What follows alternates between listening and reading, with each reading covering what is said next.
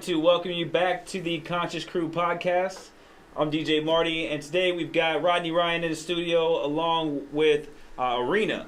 So we're going to have them go ahead and introduce themselves and welcome to the show. What's up? It's Rodney, my friend, Arena. Today we're going to talk about Arena. So tell us a little bit about yourself. It gets to be all about me today? Yeah, it's all about you. I like that. No, I'm just kidding. I recently left the Department of Corrections where I taught for 11 years, teaching the Batterers Education Program, the Women's Moving On Program, CALM, which is Controlling Anger and Learning to Manage It, financial education, and the transitions for the federal inmates from incarceration back into society. I recently left there last year. I just got burnt out a little bit and wanted to focus more on myself and some things that I had put on the back burner. Mm-hmm. And so I'm getting back into my self-publishing and working on getting that off the ground and getting out there and actually promoting myself for the first time. Nice.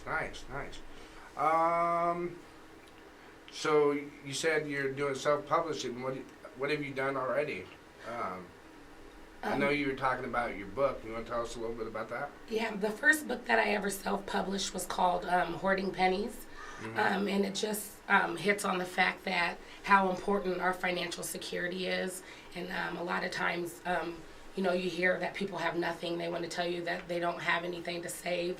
But Hoarding Pennies is about starting small. It's about starting with the pennies, the free money, the pennies that you find on the ground. Right. After you make a purchase, that money that you have left over, that change. I was able to pay for my daughter's first year of college off of saving change and collecting cans. That is amazing. So that book, it has tips and like strategies to do that? Right, things that I did. It's not just about the money piece too. It has talks about mindfulness because that is a very important factor in day to day. I also talk about having values and moving towards your values.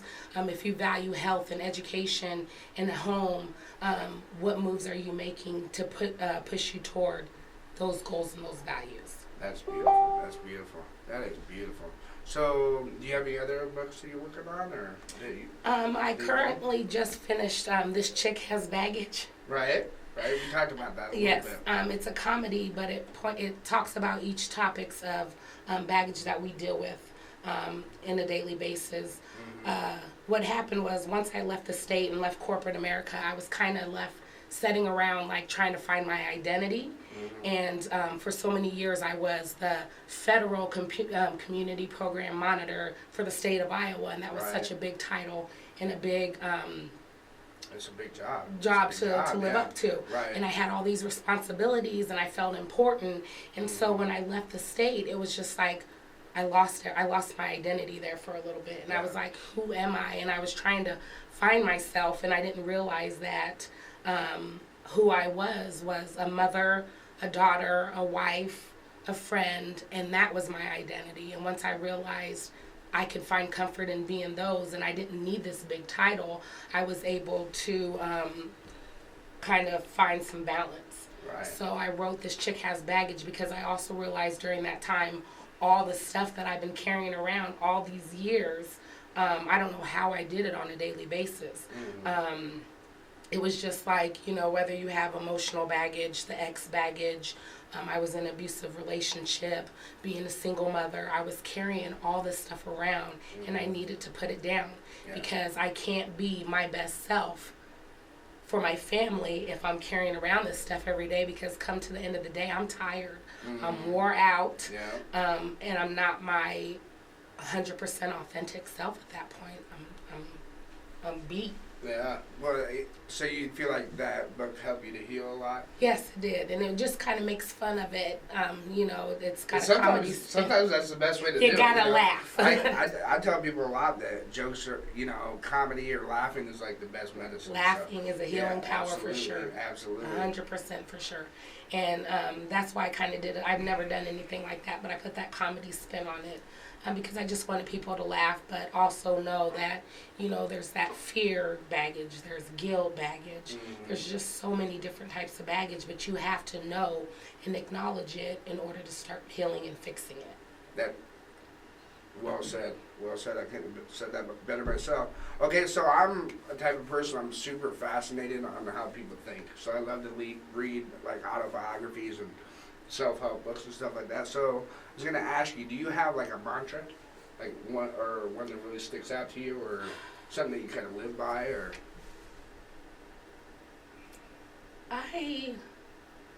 Not really. No. You know, I just try to live walking in my purpose every day. That's a mantra? That's That's basically what I want to do, is walk in my purpose every day, no matter if I'm walking through some crap, Right. or I'm walking through the sunshine with Yes. the sun beaming on my skin, dancing Yeah. on my skin. Right. But if I'm walking in my purpose every day, then I'm living my best life. Perfect. Perfect. Okay, so What about you? me? Do I have a mantra? Yeah. Question everything. That's my mantra. I like to keep an open mind, so I don't accept anything as fact until I experience it for myself. Right. Because a lot of times we do things based on the opinion of others. Yeah, And yeah. that's not the way to do things, because otherwise you're walking somebody else's walk. Truth, right? Yeah, exactly. You know, I actually read that because I've read so many like self-help books. That's like my favorite type to read, and I read it somewhere. You know, it's good to learn and take what you take from these books, but you have to still trust your own knowing and trust your own truth.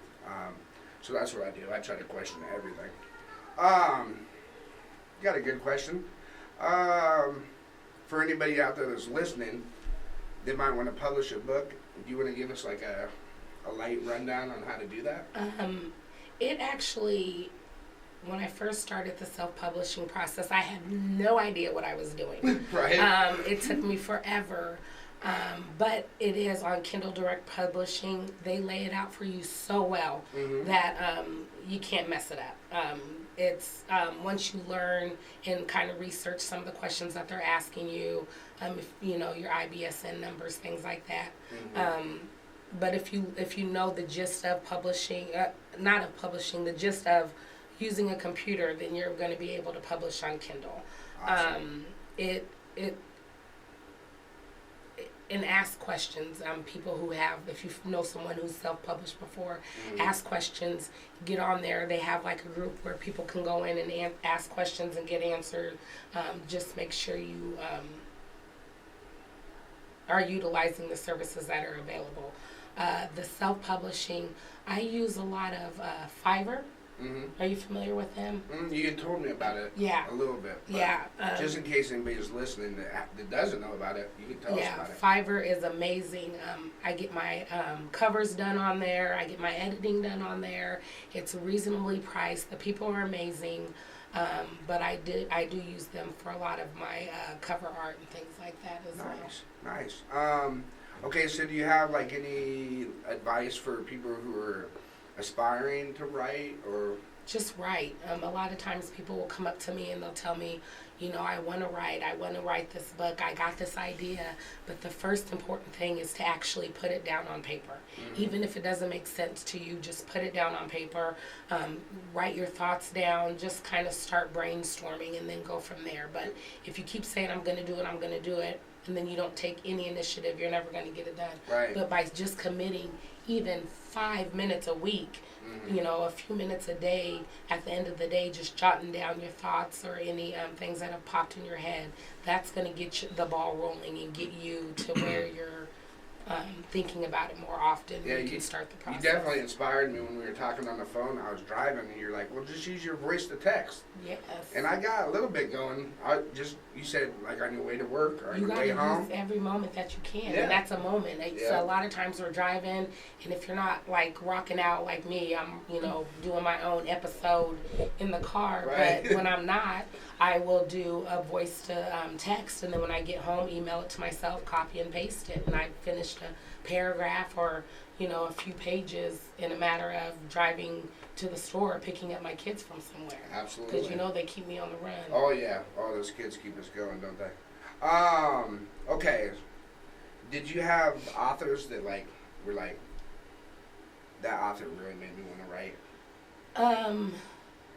Inspiration. Yeah, inspiration. Well, you know, growing up, a lot of it was just, for me, was just Maya Angelou. She's just completely amazing. But recently, I don't know if you guys have heard of Tracy Garvis Graves. Mm-mm. She wrote this book on the island, and she's from West Des Moines. She worked full time. She was a mother, and she was able to get this book finished and published and become a bestseller.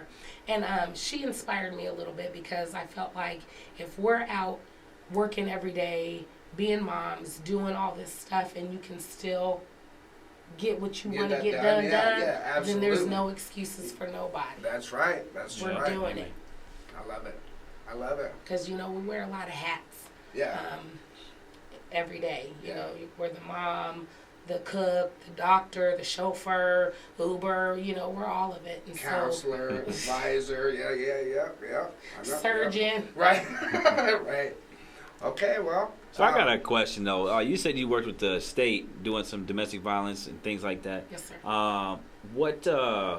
Tell me a little bit about that position and how that. What were your duties and how did that? Let me get a little insight on that side of things. Okay. I was a community program monitor for the state of Iowa Department of Correctional Services. Originally, when I got into the position, it was for the Batters Education Program. Okay. It was a little hard for me to do at first because coming from an abusive relationship, I didn't know how I would deal with that and being on the listening to the stories and things like that. But I am so So you work glad. with men I did and women? men and women Okay. batters. Yes. All right. We taught the Batters Education Program is a 24-week course that they had to attend weekly, and they had to be financially responsible for it.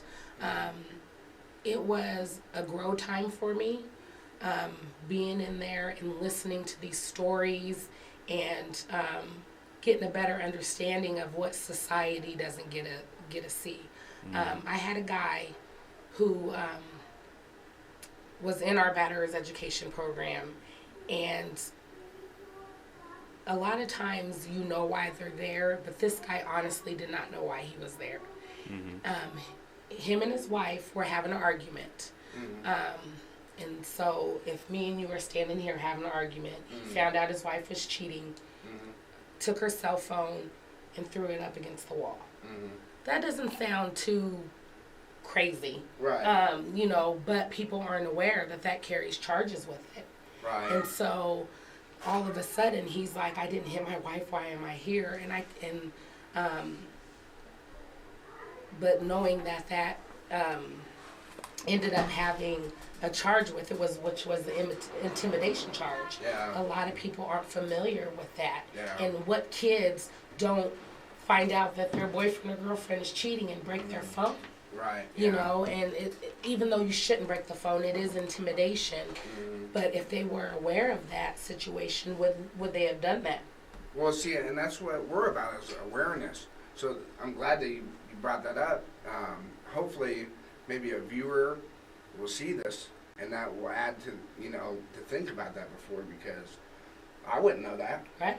See, I know somebody that almost that similar situation. Somebody had slashed somebody's tires. He said, the guy said, well, I bought the damn tires. Why? But they were all, and again, they were married. So, really it was. What's yours is mine, mine yeah, is yours. yeah. So, but the law don't see it that way. So, the charges phone, came. Right. Well, the phone situation had 2 charges that came with breaking that phone. Do you know what they are?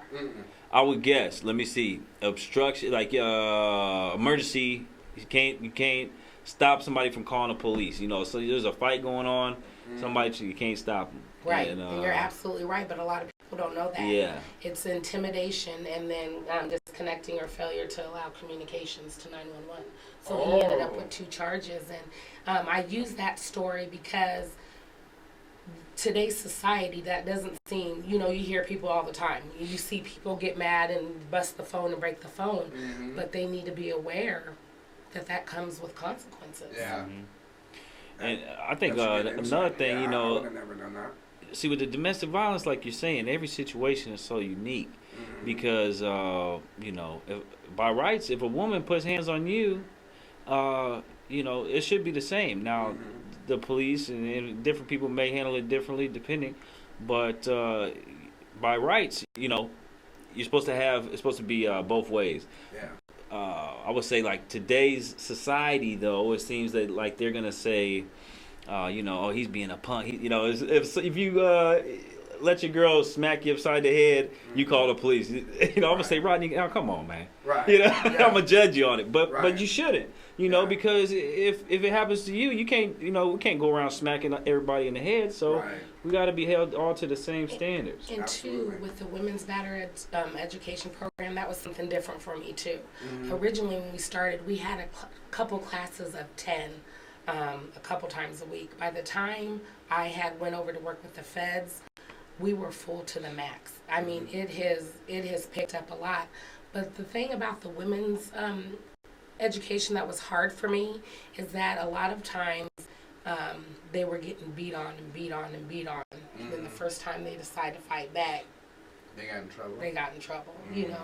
So it is a very hard, that area is very hard to teach, and it takes a lot from you, and you start seeing perspectives and understanding the batterers, whether they be male or female, but understanding, you know, their backgrounds and where this is coming from, but at the same time being able to watch some of them actually grow and understand and want to change. That was the biggest thing that kept me going, is that there was men and women who really wanted to change. Yeah.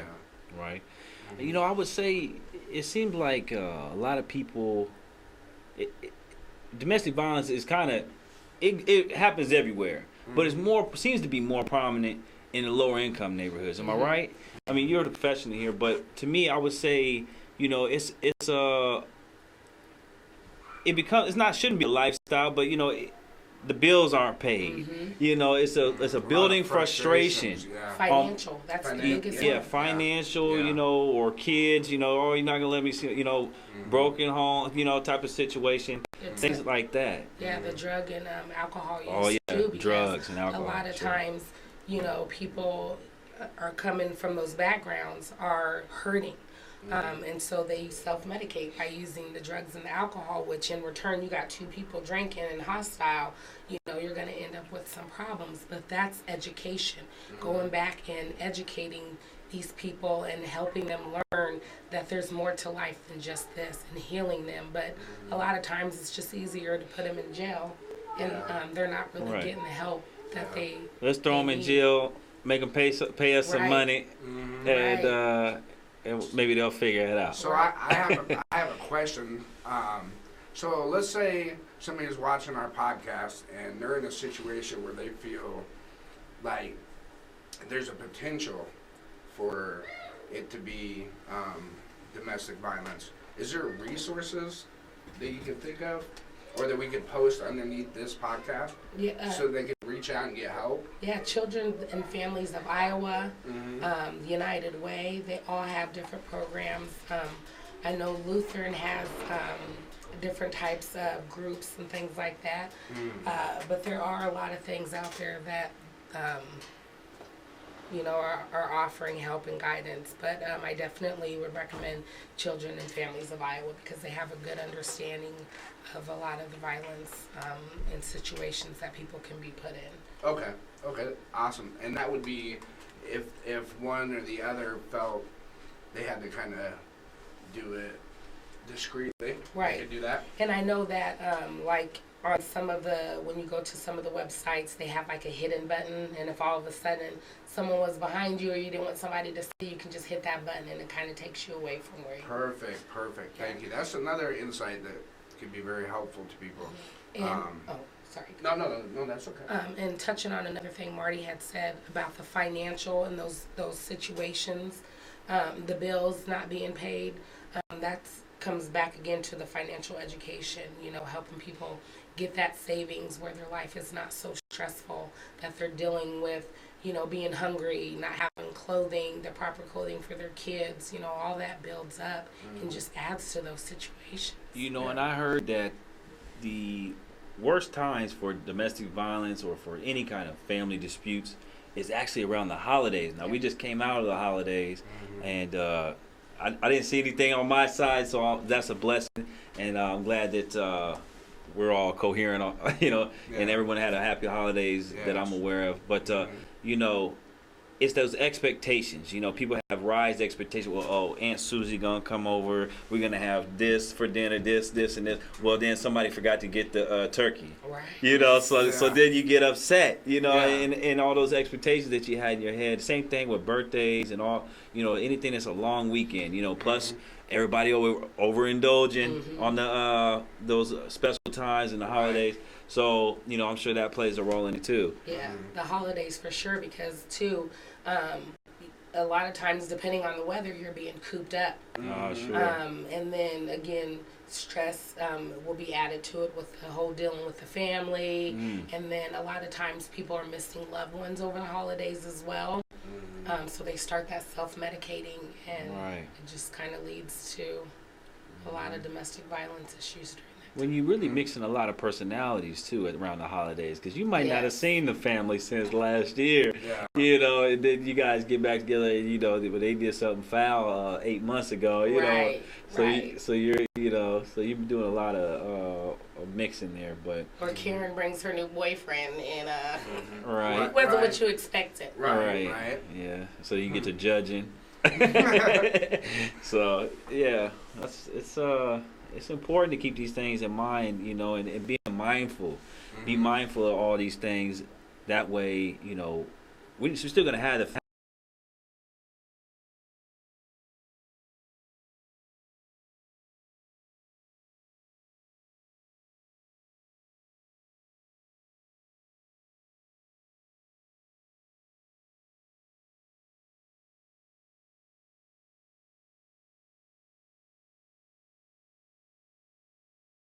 and learn positive coping skills, I think. Yeah, speaking on a coping, why don't you tell us, is there any kind of any tools that people could use to help them get through, if say, somebody's getting ready to have an issue at home, or stress is rising, you just lost your job, or like you said, you just found out somebody was cheating in a relationship, something like that. What can the viewer take to maybe help them? We already talked about the children and family might be able to assist, but do you have anything else for us? I am a journaler and a music listener. I love to listen to music to kind of calm me down. Now, there's a difference, though. If I go and put on some music that's getting me all hyped up, I might get worked up. So I usually try to use music that is a little bit more soothing, and meditation. I thought it, you see these things and people meditating, and you kind of think, that's cheesy, that's a joke. It's not. It really does help you learn to control and calm your mind. And so I am definitely all for meditation. I know some people like to go pump iron and stuff, but you got to understand what your body is doing during that time. And if you're out there pumping iron and you're up there talking smack, getting worked up more, then that's probably not a good idea for you. Maybe you need to go do a light walk. Yeah. I have a tool that I use, and I mean I haven't had any issues with domestic violence, but I was raised around violence, so my anger will get up. I'll just count backwards: 5, 4, 3, 2, 1, calm, and then calm myself. And people think that's cheesy, but it is so not. It is so. If you can get yourself down to get that split second to think about your next move. Yeah, absolutely. I mean, and even if they do think it's cheesy, it's the difference between freedom.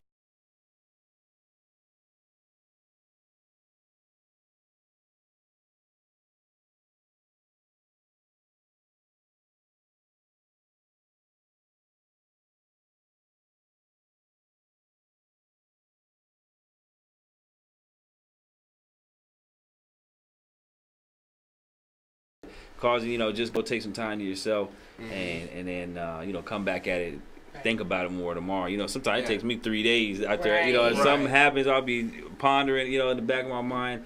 You know, then after 3 days, I'm like, all right, well, you know, either it wasn't that big a deal or, Right. you know, or whatever. So, And two, as long as you guys are both on the same page with that, because a lot of times during those moments we get upset and we want to leave, and then that person feels like we've walked out on them. So having an understanding beforehand, when I'm getting upset and I need to walk out of the room, I'm not walking out on you. Yeah. I just need to take a moment for myself. Right. Otherwise, if those kind of things aren't established, then you end up making it worse by making them feel like you walked out. Because if we arguing and you walk out the door, in my head you done left Where and you went to the going? bar, you done Yeah. cheated, you Yeah. done. yeah. But if we have an understanding of, I'm gonna go for a small drive and just calm down, and I just give me a day, you know, to let it settle in. Just making those boundaries beforehand, before the fight happens in a relationship. That's great information. It's true. Something me and one of my exes had was we had a situation where we couldn't come to a conclusion on an argument, so we just had a safe word.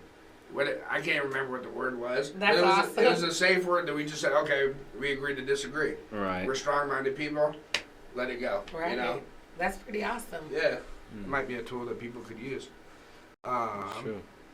Anything else? No, I think, man, I appreciate you coming on, and we Absolutely. had some good conversations. So we heard Yes. about, you know, your experience with the Department of Corrections, right? State of Correctional Iowa. services, yeah. And also, you know, your 2 books you got out, right?